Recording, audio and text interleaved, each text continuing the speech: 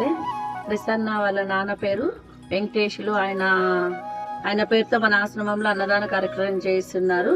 ప్రసన్న గారు, మీరు మీ కుటుంబం ఎల్లవేళలా ఆయు ఆరోగ్యాలు సంతోషాలతో ఉండాలి అని ఆ దేవుని మనస్ఫూర్తిగా కోరుకుంటున్నా.